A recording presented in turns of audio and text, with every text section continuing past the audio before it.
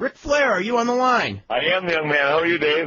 Hey, I'm doing really good, Rick. Thanks very much for doing the show, and I don't even know how to start to give you an introduction. I haven't even tried because Ric Flair, I got to say, I would say the greatest wrestler that's ever lived. I mean, and that's not, I would never say that about anybody else. Well, you saying that means enough. You've as I've told you many times in the past, you've always paid me more respect than anybody else I've ever known in my life, and I appreciate it. You've always put it in print as well as said it, so no introduction needed. I'm actually honored to be on your show. I didn't know how big this thing had gotten, and I'm glad you guys called me. I'm glad to be honest. I'm glad to be home to be able to be honest. How about that? Rick, why don't you catch everyone up on what you're doing right now in this kind of hiatus period, I guess. Well, actually, today I went and watched my son try out for the wrestling team, and I watched my daughter try out for the basketball team. So I'm doing what I like doing a lot, and I spend a lot of time with my kids. I'm going to get real involved again. I actually have taken 6 months kind of away, not away from my businesses, but the gyms are pretty much self-manage themselves, and I've got a real good, very well-structured company in place that runs them for me, but I'm going to aggressively get back in the market. I'm going to build a new one in Asheville in the next 6 months, and I'm going to build one in Greenville, North Carolina, if we can ever get the water dried up from the hurricanes. I've got 2 new leases and 2 new locations, and I'm going to get real involved in my businesses again, and as I always have in the past, be really focused on what my kids are doing, and they're both at that age now where they're being challenged, and I'm the kind of father, I guess, whether it's good or bad, that wants to make sure that they have all the tools and are prepared for what's in front of them, and I have a lot of fun doing that. So I basically how I spend my time. I work on my clubs, and then I take the time in the afternoon to go see my kids compete in their respective sports. So that's what I'm doing. I'm not doing anything with professional wrestling. I've got some appearances lined up this month that are, I guess, related to professional wrestling because they came through the company. But that's about it. As far as I know, I'm going to be off until sometime in January. So I really, to be honest with you, Dave, I've tried to forget the last year again. I mean, not the last year, but say the last 6 months. Now, how was your daughter's wedding? Because that was just a couple of weeks back, right? It was phenomenal. It was actually 5 weeks ago. It was great. It was in Minneapolis, and they had about 250 people. She married a real nice guy from Minneapolis, a former goaltender for a college team in Minnesota. He got drafted by the Rangers and spent about 6 months in the East Coast Hockey League, which is down here where I live, and decided he wanted to get back to the real world. He's got a degree in business management. He's actually working for me right now. Oh, really? They moved down here, and she's a nurse. She graduated from nursing school in May, and she's got a job with a company called AmeriCare. And gosh, it's moving by too fast for me. I got two of the birds put away, David and Megan. I got two more little birds to take care of. 2 of them are on their own now. You know, one of the things about it's kind of like one of these ironic stories, and I don't think this has been brought up in too often. I think some people are aware of this. It's almost like, the stories about the guy who ends up being a star in the NBA and actually never played in high school or was cut from high school. Rick, when you first went to wrestling school, didn't the first year you actually quit before you went back the second time? Oh, you're talking about with Vern? With Vern Gagne. I quit 3 times. He came over the third time and second time and dragged me out my yard and literally, beat the crap out of me. Said you quit college, you quit everything you've done so far in life, you're not quitting this. And really, because it's I tell this story all the time. Vern was a very unique guy. He still is. He's a class act, but Vern Gagne was a very, very, very tough guy. I don't think anybody realized just how tough a guy he was physically and mentally. And of course, he's was an Olympic caliber wrestler. He was an alternate on the 48 team. So Vern was a 3-time Big Ten champion or 4-time whatever he was, and he beat Big Bill Miller. In the Big Ten meet, 30 seconds. You know about that, right? I didn't know about that, but I know that they were contemporaries. He beat Bill Miller in 30 seconds. One of those deals where Bill shot in on Vern, and Vern did something quick to him and pinned him in 30 seconds, which was probably, God rest his soul, the worst thing that ever happened to Bill Miller's life. Because Vern and Bill, I guess, were side by side for years in the business. So, but that's a legendary story in Minnesota. But yeah, I quit. I had no idea what I was getting myself into. I thought I was, going to be like Dick the Bruiser, the Crusher, and make an interview and have a beer. I had no idea what was going on. When I was there the first day, and there was Missouri, Cosgrove, myself, Jim Brunzell, Bob Ruggers, Ken Patera, and Greg Gagne. And God, it was a nightmare. I had no idea. We ran 2 miles. I weighed about 300 pounds then, Dave. We ran 2 miles out in the cornfield. He trained us in his barn, and he had some property out in, didn't live there, but had property out in Wayzata, Minnesota. We ran 2 miles. This is November now, after the Olympic Games, and then went in the barn and did 500 free squats. It took me about an hour to do 500 free squats. I mean, it was ridiculous, but he wouldn't let us quit. Then we did push-ups and sit-ups, and then put us in referee's position and jumped on us. We've got to go to a break in just a second, but one thing I wanted to ask you, a lot of times, like when it comes to wrestling school stories, you hear about guys, like quitting, but very rarely, I never heard of someone going like, come back. I mean, did he see something in you, and it was just like, hey, I'm not letting this guy not get in this business? No, I think he saw something in me as a person. I mean, Greg and I had been friends, and I think that Vern, when I went to see him, it's funny you're asking me this because I think about this once in a while. I had to talk him into letting me come out. You know what I mean? In other words, I had to talk him into. I mean, think about it. It was Bob Ruggers, who had played 10 years of NFL football. It was Ken Patera, Olympic athlete. It was Jim Brunzell, who'd been a collegiate athlete, for 4 years. It was Greg, who'd, competed in college. I'm not sure to what level he went, but he went from Minnesota to Wyoming. And it was Cosgrove, Missouri, who was a, Olympic caliber wrestler, So I kind of had to talk him into being, and let me in. I think he just made up his mind that I think he saw some ability, but we really didn't back then. You have to remember we didn't do anything, but we didn't know. I didn't know until 5 minutes. I mean, I knew in my mind, but nobody ever told me what was going on until 5 minutes before I went in my first match. To 5 minutes before I went in the ring with my first match with George Godasky. Really? Yeah, nobody. We never talked about that. We always used to, walk around and look at each other and say, what's going on, but it was never something that was discussed. It just wasn't back then. Vern, and then we learned, we learned the fundamentals, how to fall on our back, headlock takeover stuff. Well, he didn't work on series. There was no high spots, nothing about punching or kicking. It was just all about wrestling. Not amateur wrestling, but professional wrestling. But a lot of amateur wrestling stuff that he always based that off to, that was the reason we were there. That's why professional wrestling was successful, because they patted themselves after amateur wrestling. Vern had a funny way of teaching the business. But it was, it was great. He had Joe Scarpello, he had Don Morocco was there, Billy Robinson. I was around some great guys and some great talent. We're going to have Ric Flair back here. He's actually switching from cell phone to the home, so he should be on literally momentarily. Before Rick gets back, I guess I'll answer some emails or make some comments on emails that I've just sent through on stuff that we have actually talked about. Where was this one? It was Randy Rhea writes in that Vince McMahon was at ringside for the Austin Dude Love match at the Unforgiven pay-per-view last year. I remember that. The Austin Goldust match on Raw the next night, at ringside for many more Austin Championship matches, including Austin Rock match on Raw November 16th, 1998, and the Austin Rock match at WrestleMania. There may have been more, but I'm not sure. It's hilarious, that's right. Even the WrestleMania match, in the morass of all these matches that we see, has been blurred, but the only match that he's actually really been at ringside was in Montreal, according to WWF Story last night. Daryl Surratt also says, regarding Vince being at ringside, you're correct, he's been at ringside, obviously. He also recalls Dude Love against Steve Blackman, where Vince called for the bell. I remember that now. I remember that exact same finish. That's right. So anyway, there's probably about a half dozen, if not more, matches that Vince McMahon was at ringside spoofing the Survivor Series, other than just last night. This comes from, actually, I'm not sure who this comes from, but Walmart has pulled the Al Snow action figures from its shelf.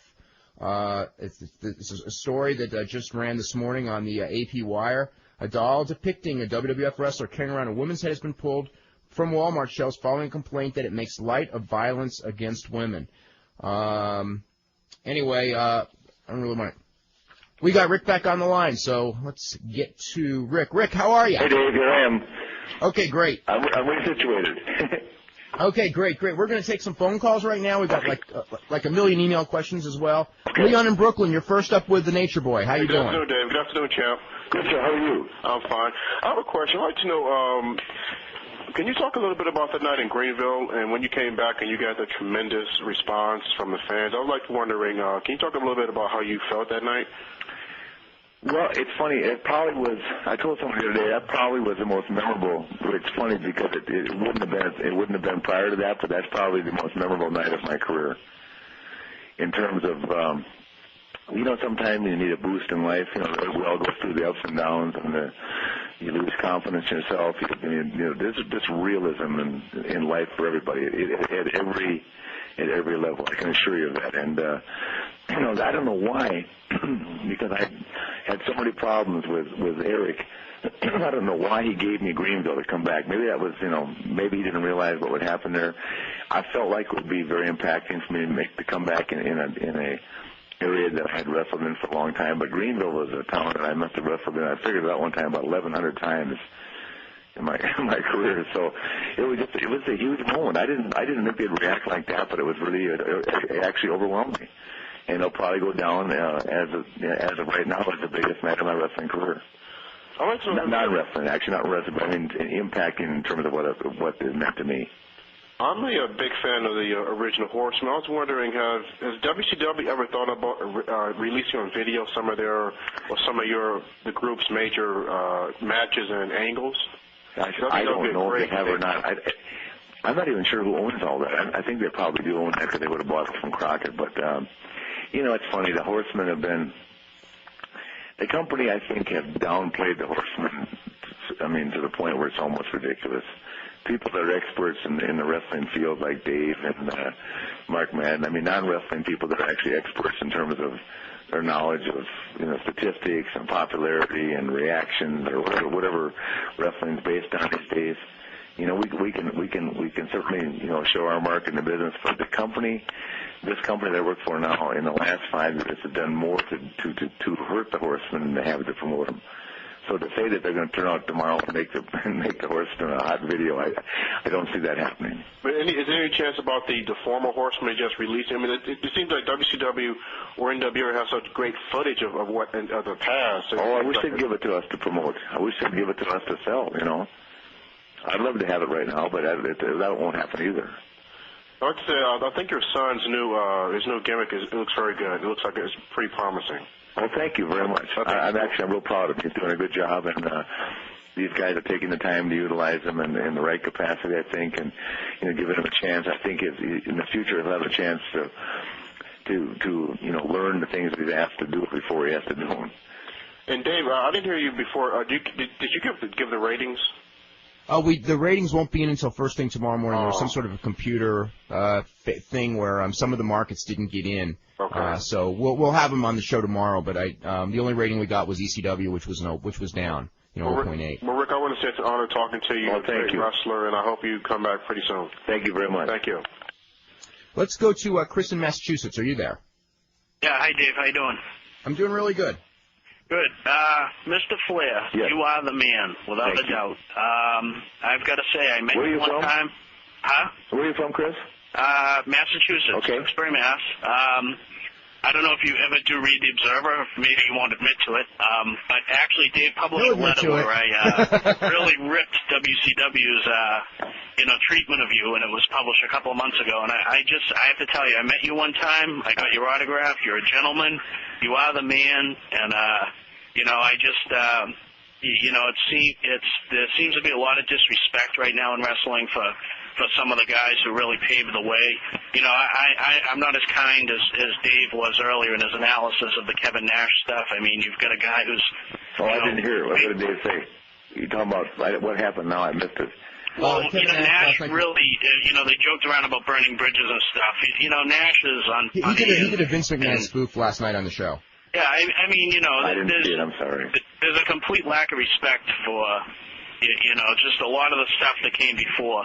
And, you're a great wrestler. You're the only guy out there taking back body drops every week, and I hope that you get to come back in some capacity. Do you have any regrets over anything that's happened the last couple of years? I mean, do you wish maybe at the times when you thought, geez, maybe I should have went to the WWF? I mean, I had heard that, you probably could have been the corporate champion for Vince. Yeah, I'll be right up front with you. I wish I had gone. Yeah. When I had the opportunity. I don't know that I had the opportunity, but I can't go on record as saying I did. I wish that I had. And this is no offense to the people that are running the company right now, but I'm going to answer your question very directly. Let me answer three. First of all, it's only been probably in the last 5 years that I admitted to reading the Observer. I do read it. I'll never admit to calling Dave, but I have. No, it's funny. I do read the Observer.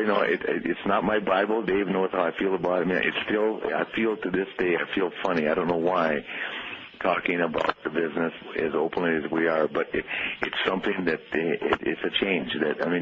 I think when I first met Dave, I didn't know who Dave was. I was riding on the car with Dave all night long talking to him about the match, and I knew that he was a friend of Brad's. But I just didn't understand who Dave was, and then when I realized, and I think we've been more than friends since then. Dave, I'd say we've been actually pretty close guys. Yeah. Not in terms of we don't socialize. Dave's in Frisco and I'm here, but when we see each other, we're very friendly, and I have a lot of respect for what he does, because the one thing that Dave Meltzer does, and I've said it before, I get a lot of heat in several arguments with people over this. Dave is not afraid to say what he thinks. He does not ride the popular wave. If he did, I couldn't endorse his product. There are other guys out there today that ride whatever the popular wave is, whether it's with the popular wave with the wrestlers, the popular wave with the fans. Dave writes, he's like Mark Madden used to be before he became a company guy. Mark, I hope you hear this.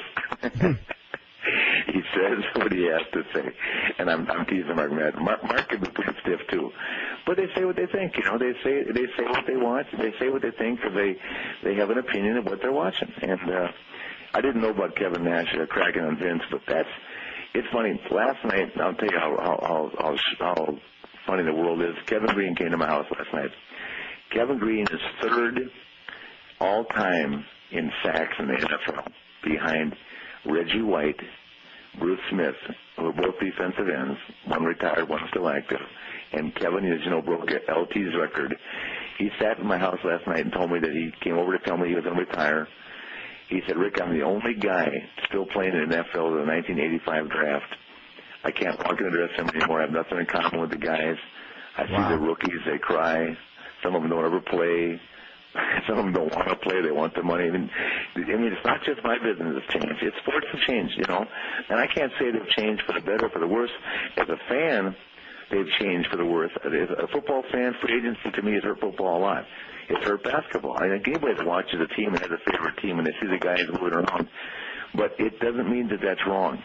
That's the one thing I've learned. I can't say that they're wrong. Look at the ratings. People are watching TV, and it's given me what I'm involved in now. It's given me a whole new life. At the age of 50, I've got more notoriety now than I ever had.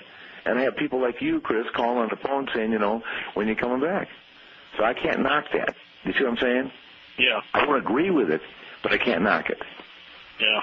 I mean, I can't knock anything right now because it's making me a hell of a living. And, I told Dave, Christ, 15 years ago, I told Dave I'd be done when I was 40. Then I told Dave 45, and this is the reference point because we talked. I said, Dave, for sure I'll be done when I'm 47. Here I'm going again, right, waiting for another run. So I don't know. I can't knock it. I can't say I agree with it, but it's hard because, if you look at everything's changing at the same time. So do I like it? I'm not crazy about it, but I can't knock it. Chris, do you have anything else? Well, just best of luck to you, Rick, and I've enjoyed your matches, and you'll always have the respect of the hardcore fans, and thank you. Someday you'll get your just due. Oh, thank you. Thank you. I probably already have right now today. Well, you have, but and from the other fellows that call. I mean, I feel it's funny, this deal with Payne Stewart is so right there for me because you saw the comment that his wife made about he had peace with himself. Felt like he'd accomplished everything there is accomplished. I saw Kevin Green last night. Kevin was telling me ways at peace with himself. I wish I could tell you that I was.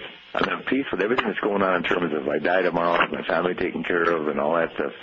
But I still have that burning desire to wrestle at the top level, which this company has deprived me of doing since February again. I mean, no matter what I did, it just sat me back. If I was successful, I went backwards again. So, and I understand what's going on now. I'm talking about prior to the new regime.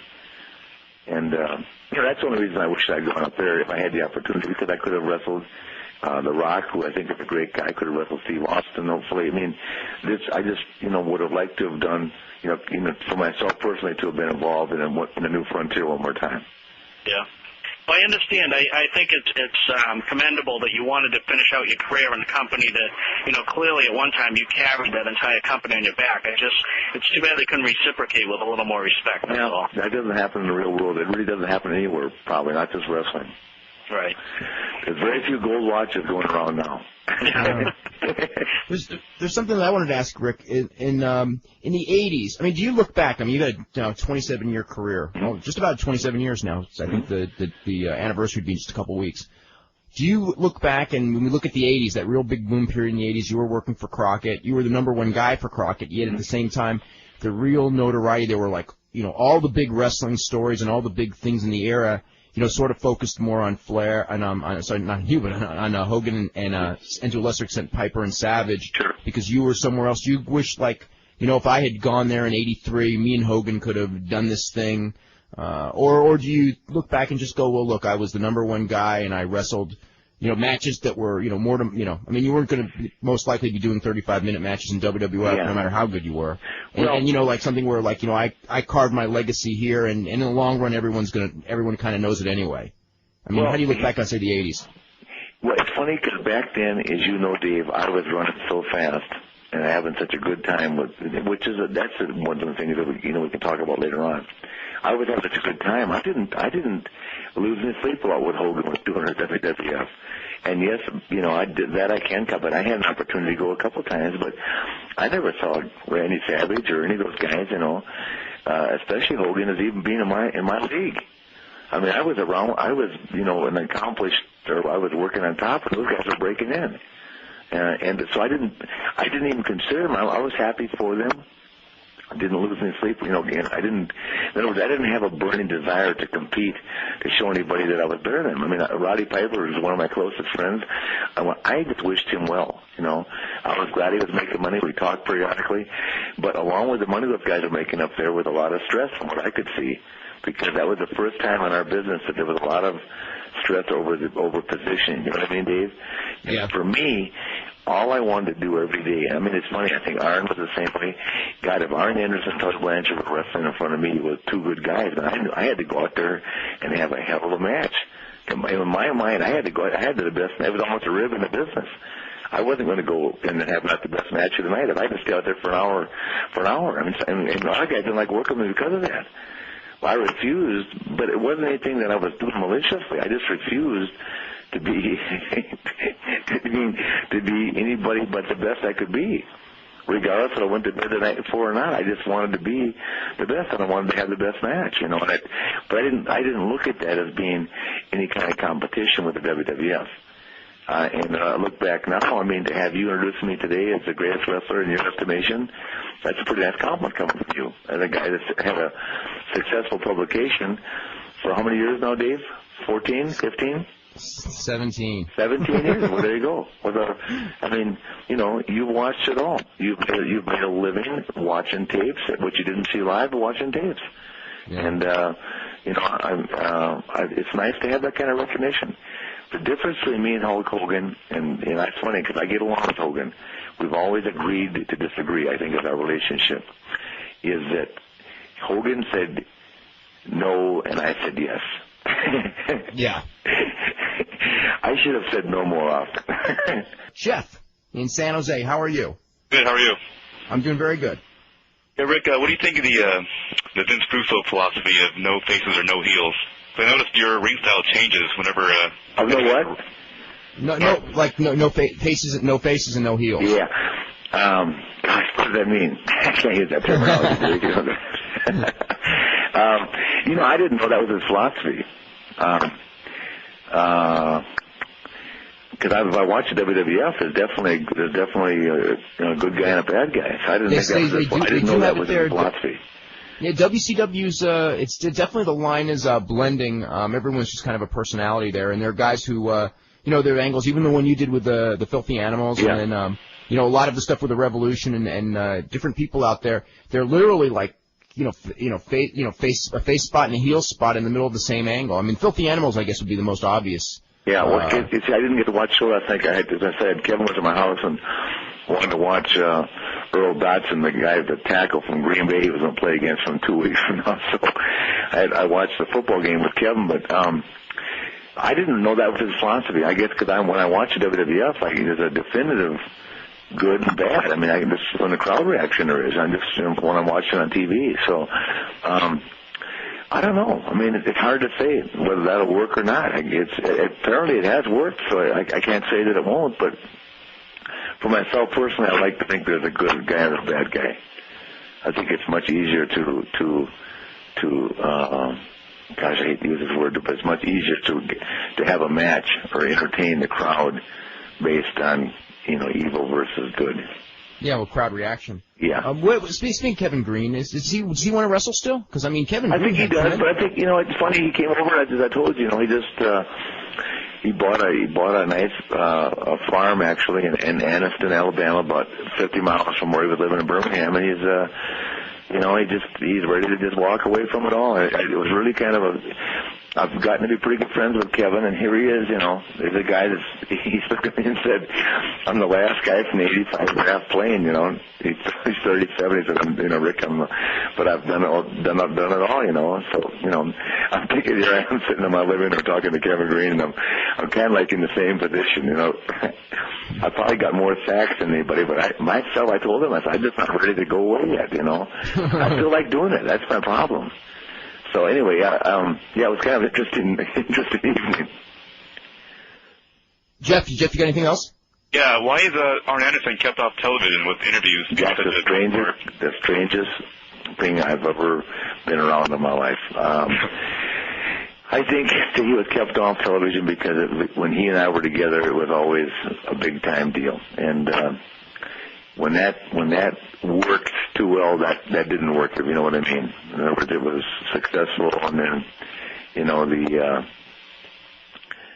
the powers to be just did not want to see that happen, and I think they felt that Arn, because he couldn't wrestle anymore, was probably a distraction from other guys being able to get as much attention as he had, or as much I'm going to use the word respect, because that's basically what Arn has. Arn has a ton of respect from the people that have watched our sport for a long time, and he's got a classic interview.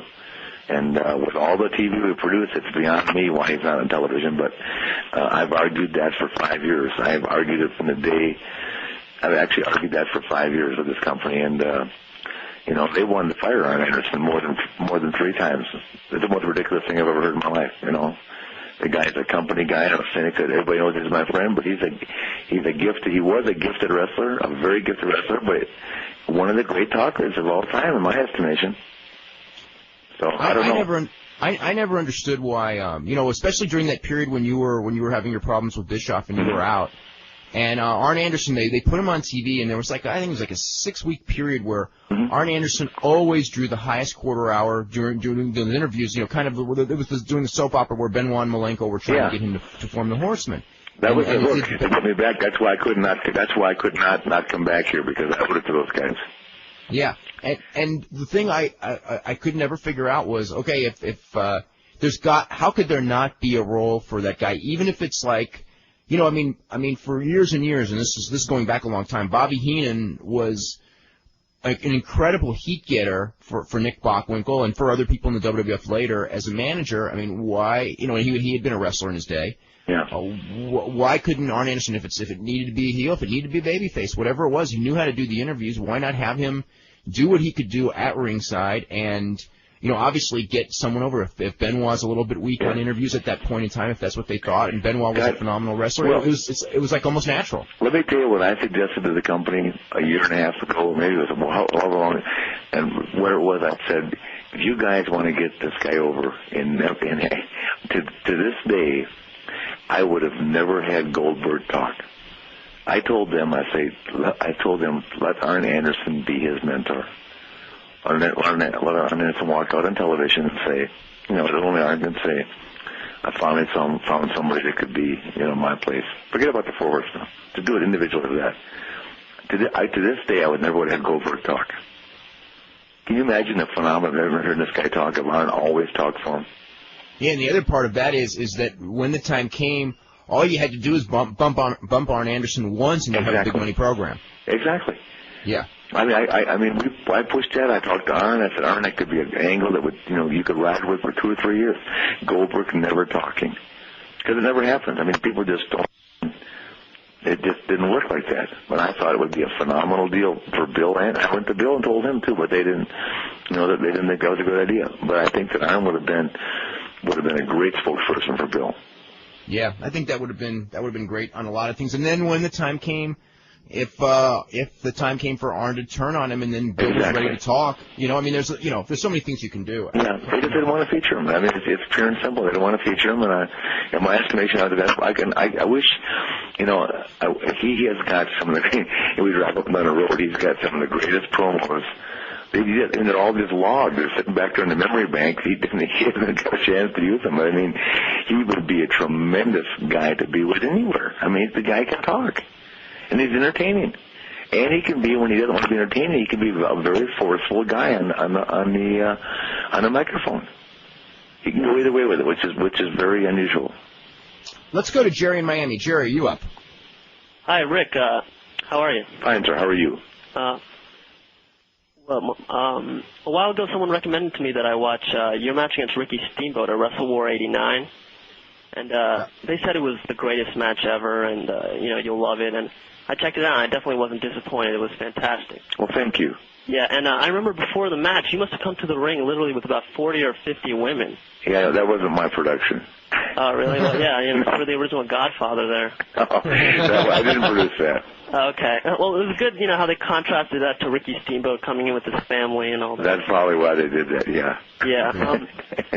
I also wanted to ask you about when they reformed the Horsemen, what happened? What kind of obstacles did you come across? Did they tell you when you wrestle, hold back a little bit, don't break out some of those, like the match against Steamboat was 40 minutes. Do they tell you maybe to hold back, like when you're wrestling Hogan? Because you could easily show up the other wrestler, No, I think that's probably a misconception. I have the unique. I think if I have anything, I have the ability to enhance and to probably have a match with anybody based around what they do well. And I have to tell you, and I'm saying this very sincerely, I know Dave probably has a problem with this. I really enjoyed working with Hulk Hogan. I wish that if I had missed, earlier someone asked about me going up there earlier, I wish I could have been with him in his heyday. I kind of caught the tail end of it. But I've only wrestled a few guys in this business that were over with the crowd like Hulk Hogan. Steamboat being one of them. Ricky Morton for a period of time was over like that. Kerry Von Erich was over like that. Of course, and Hogan was probably the epitome, but God, it was just unbelievable. And I, as I'm saying, I probably caught the tail end of that. I can only imagine what it was like in the 80s. But in 91, when I wrestled him in Oakland and in L.A. and Phoenix and New York, it's not to say that the matches were the kind of matches I had with Ricky Steamboat, but it was actually fun for me.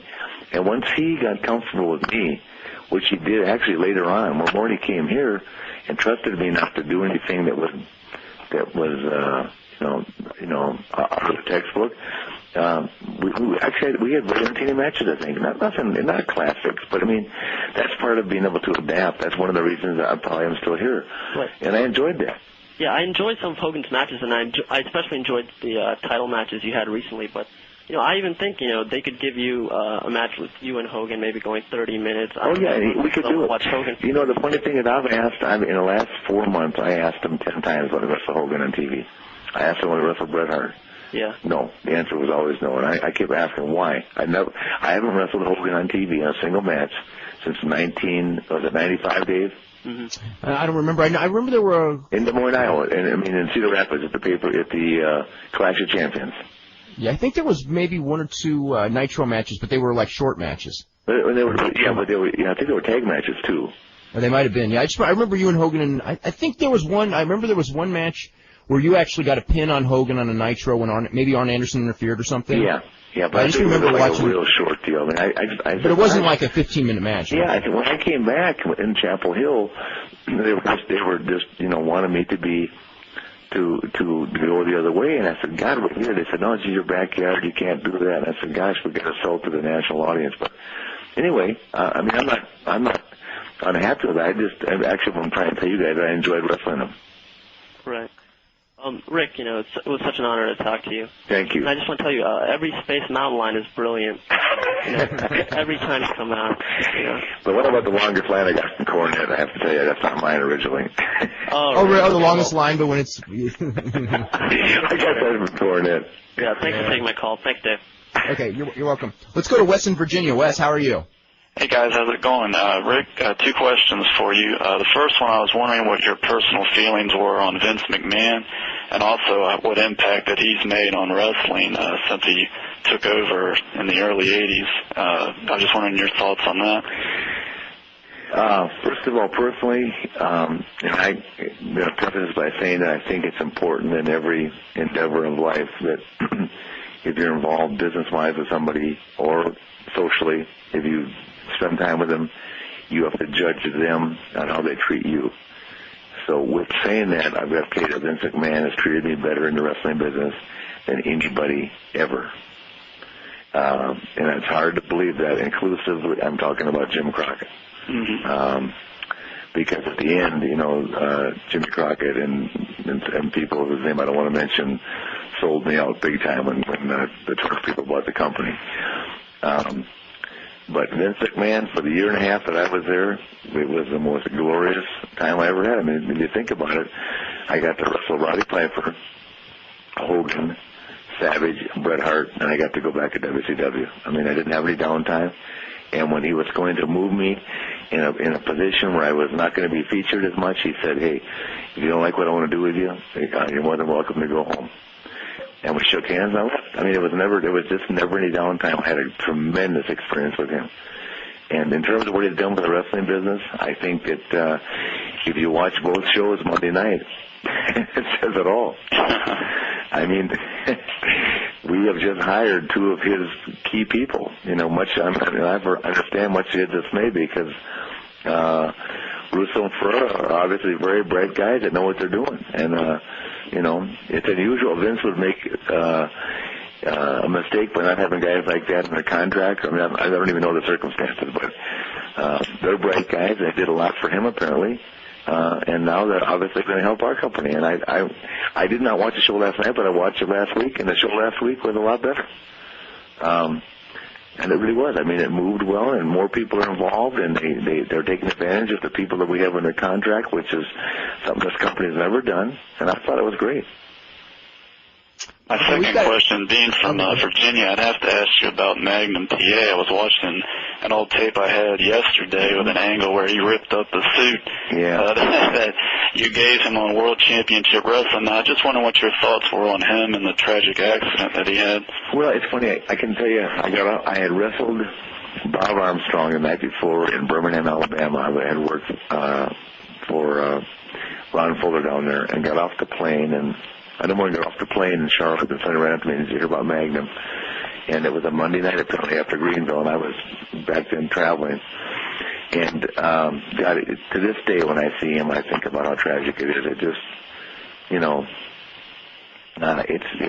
the guy was, he was gifted. He was destined to be probably the world champion. I think he was probably being, from our company's standpoint, he was being pushed as the next guy. And on top of that, he's a good guy. He just lived life. He lived life like I've lived it. He was running, he was driving his Porsche and having a good time. And, it's one of those queer things that happened. I mean, I don't know. Nobody, you look at what's happened the last couple of days. I mean, Walter Payton, I think everybody knew that was going to happen eventually. But the thing with Payne Stewart, even though Terry was not, Terry didn't die in an accident, it was just one of those things where a guy that was on top of his game, It just happens. I don't know why. I mean, to be honest with you, I don't like to overthink that kind of stuff. Yeah. It was something that, now you by any chance, Rick, have you read Mick Foley's book yet, by any chance? No. Okay, it's number 3 on the New York Times bestseller list. Is it really? It really is. It's amazing to me. I mean, they've done, I don't know how much you've seen of the New York show. They've done an incredible job like they always do on projects like this. I haven't seen it for a while. Yeah, I mean, the other thing that's... Or the publishing company? I mean, it's a publishing company, but WWF is pushing the book very, very hard. The other project, which I would bet within like a week or so, whenever the next Billboard charts come in, watching their show last night, their new entrance music record will probably be really high on the charts because, I mean, they pushed that thing really hard last night on television. Oh, really? But yeah, he was, Johnny Dark had emailed in and asked what you thought of what Mick Foley had negative things to say about you in the book. And, I mean, the basic gist, and, he praised you as a wrestler, but, he felt, I guess he was frustrated by when he was in the company and his position and not getting certain breaks and things like that. And, that was, I think, what, one of the things. There was one thing that he said, and I don't know if you said it, and I remember the line being attributed to Ole Anderson, but in the book he attributed it to you, saying that, like, he'll be in a wheelchair when he's 30 or something. No, actually, it's funny. He did say something derogatory about me in it? Yeah, it actually, there were a couple of things. As far it was more as a booker, not getting a bigger push. Yeah. I mean, definitely nothing as a wrestler. And in the preface, I guess, in the early part, he almost, it's not like apologetically, but he says, like, he mentions that he has a lot of negative stuff on Al Snow, and he sort of says that's his rib. And then he says, there's things like he mentioned things about Watts and Ole, and then he said, Ric Flair's like, one of the greatest wrestlers ever. But, I think he said, but as a booker, I think that he didn't think that he got a fair push. Yeah. Well, it really doesn't matter because it's why I just saw him at Brian Pillman's thing, and I think I paid him the kind of respect that, is deserving with that bump he took off the cage. Jeez. But I paid him that kind of respect before. I don't think that anybody that ever books, is ever going to be. If I had something that I could take back in my life, would be ever doing that. Because it's an impossible situation. The only thing I can ever say to anybody, and I can say this to you, and I hope you have a big audience, is that I never pushed myself. In other words, if I pushed myself, it was only into a match to get beat. I never, ever, I use myself as a tool because I was always put in that position of having to get somebody else, which is something that we talked about earlier. And I hate using this kind of terminology, but I was always in the position of having to make somebody else. And, it's funny, and I just don't have it in my heart to go out and explain why, I couldn't push Mick Foley or why, and that must be the same time when Vader, why Vader, there was so much going on politically when Hogan came to the company that there were just astronomical things for me to deal with, and, I wish that there were twice in my life, if I could take a period of time back, because it really took the fun out of business for me. The fun was being able to wrestle at night, during the day, because I'm not the kind of guy that wanted to sit in the office back then and do all that. And if I thought I was creative enough to do something, then I was always checked and rechecked and counter-checked, and it really became a battle. So, I think at one point in time I kind of found myself, because I retired in November. That was something that when I did it, I was sure in my heart that I wasn't coming back. But as it turned out, because they didn't live up to their obligation contractually, and when I called them on it, they made a big deal out of it. I'm talking about when I wrestled Hogan, retirement match in Detroit. Yeah, that was a big deal. The guy gives up his career, and I wasn't just any guy doing it, and they needed that because I wasn't a champion. I should have been a champion going into the match. Yeah. I mean, black and white. I was supposed to be the champion. Match, yeah. Then the match would have made sense. But, I'm not going to get into all that. Anyway, there's just things that went down, and he was with the company at that point in time. And, if he took that shot at me, he probably feels that way, but I don't think if he thinks about it, that he ever saw me pushing myself ahead of the business. In other words, I always use myself. I was glad to do it if I had the chance to to demonstrate what I could do in the ring. I always liked to be able to help somebody else, and I did, and that's kind of what I was saying about yes when I said I should have said no, and instead I said yes. And when they asked me to do that thing in November, I should have said no. I'm not going to retire. Then I would have had, he's not a company guy, right? Then, it never translates to what it's supposed to. So that's kind of like with Fritz von Erich, and all those kids were just great guys. God rest all their souls, when they wanted me to do the thing with Kerry, with the whole NWA didn't want that to go down. Oh, really? I didn't know that. Well, it was just they just didn't have a level of comfort with Kerry because of his, his personal life. Yeah. And guys like Geigel and Barnett and Crockett and all those guys didn't really feel like Kerry was going to be the guy to show up the next day and wrestle an hour, And at that point in time, that's what they were in every territory except, well, actually, I wrestled Kerry a bunch of hours everywhere. I mean, it's not just, I didn't mean to say that he couldn't do it. It's just that they wanted a level of comfort that the next day the champion was going to be there on time and be prepared to wrestle whoever they were featuring. And so there was a lot going on. Eddie Graham was still living then, there was a lot going on then politically.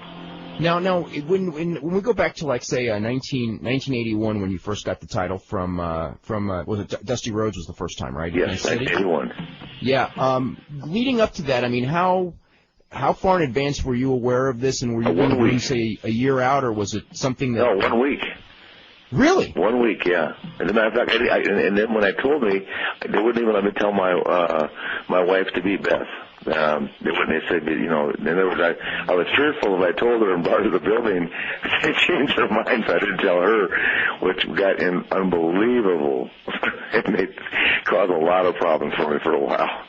Oh, yeah. I mean, all of a sudden, your schedule increases tenfold. Yeah, well, no, I didn't even know about that. I just meant that I didn't tell her about that night because it meant so much to me. I went and told my mom and dad, who flew and bought their own ticket to come in the building.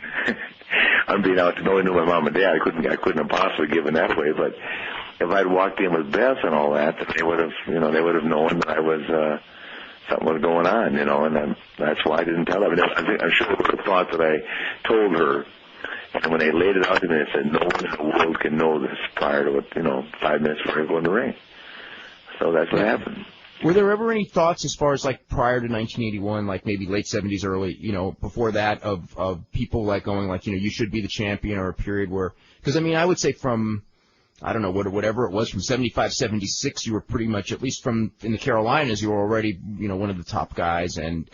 Yeah, but, in all reality, Dave, I'll just say I was not prepared. I mean, everybody thinks they can be the world champion. Everybody thinks they can travel around and wrestle 370 days, or 370 matches a year out of 350 days, or whatever it is. It was really, I thought I would be the world champion the first time I ever got hit by Wahoo. I said, gosh, I'm ready for anything in this business. I got to wrestle Wahoo, and, I was wrestling Steamboat then and Mulligan, but, to wrestle Brody for an hour in Japan, or to wrestle Steamboat for an hour in Japan, or to go over to New Zealand and wrestle Steve Ricard, who was retired but came back out of retirement, and Mark Lewin, and going to Kuala Lumpur and Bangkok and places I've never been there in my life, and wrestle these guys for every 1 hour, or to go into Trinidad. I mean, that story is legendary with, I can't think of him, Carlos Colon's partner. We had a full-scale riot. Victor Javica? Yeah, Victor. I mean, and it was just, God, it was just brutal. I mean, it was all stuff I don't regret any of it, but when I got on the plane the first day, I had no idea what I was getting myself into. My first match after I left Kansas City, I got off the plane in Tampa, drove to Nova in Florida, and I wrestled Charlie Cook for an hour. Now, when 83 came and you lost the title for the first time, when you lost it to Harley in St. Louis, was it pretty much at that time to set up Starrcade, or did no, it was not at all. As a matter of fact, Harley was already entertaining the idea of going to New York. And to this day, I respect Harley, and I'll say it publicly. Harley was in New York the day before Starrcade. And only out of respect for me and out of his allegiance to the business at that point in time, did he even come to Greensboro. Really? They gave him $25,000. That was nothing back then. Mm-hmm. And $25,000 plus a payoff, whatever that was. Yeah. Let's say it's another $25,000. He got $50,000. and Harley knew at that time that it was at the end. So to pay me that compliment, to show up, number one, and Crockett, of course, had done the first, not pay-per-view at that time, but what was it called, Dave? The big closed circuit show. Yeah, the closed circuit, and they had everybody tied in at Savannah, Georgia, Charleston, Columbia, Richmond, Norfolk, and of all things, it was the worst weather, storm-wise, that the Carolinas had experienced in about 5 years. It snowed that day. So it really killed the whole concept, but Greensboro and Charlotte, I mean, collectively did over $1 million, which at that time was big money. No, he was big. They probably would have done, $2.5 million. Yeah, but with a snowstorm in the Carolinas, it just fell down. Yeah, that was probably the biggest thing, because that just preceded, I guess WrestleMania was about a year and a half later. So yeah, exactly. It's nothing like WrestleMania, but the difference between WrestleMania and Crockett's deal, Crockett can pay the bills. Yeah. At the end of WrestleMania, they were having some problems. Yeah. But the WrestleMania concept was huge. Don't misunderstand me. I think it was just a great deal. I'm not knocking that. I just that Crockett, put a lot of time and thought in that, and we got killed because of the weather. To this day, if you get an inch of snow down here, it just closes you down. They're not prepared for it.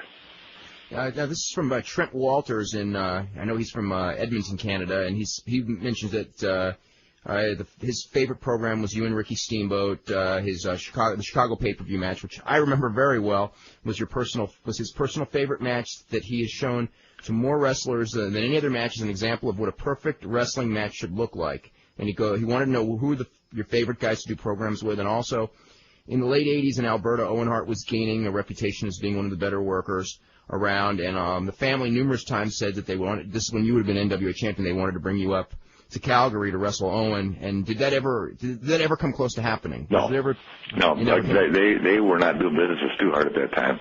Yeah. I mean, it wasn't up to me. I went where they told me to go.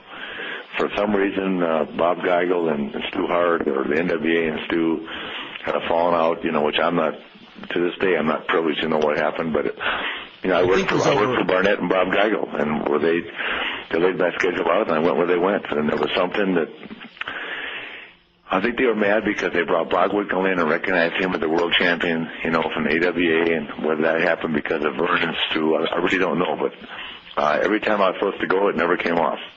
Yeah, I know that. I know Stu had a problem with Dusty as champion, because how Stu's idea of what a world champion should be. Exactly. So I think that maybe when Dusty became champion, he brought in Bockwinkel instead, because Bockwinkel more fit his ideal, and that's where it all happened. I'm not really sure, but I know that it was something to do with Dusty. We've got to go to a break. We're going to come back and take up phone calls right after this. Dave, Rick? Yes. I've got to run. Okay. I told the producer earlier, I've got to run. I've got to pick up my daughter. Okay. I love you guys. You want to call me tomorrow night? If you want to, let's see. I'll be here. I want to finish this up. If you've got callers that want to call, you call me tomorrow night. I'll be here from the same time frame, but I won't have to get off. Okay, no problem. If it's good enough to make a 2-day deal, I'm here. I'm available. Okay, yeah. Tell them we'll set things. We have Don Callis booked, so we can book Don Callis early and get Rick in at the end, or whatever's easier for Rick. Okay, man. All right. Thanks very much, Rick. Dave. Okay.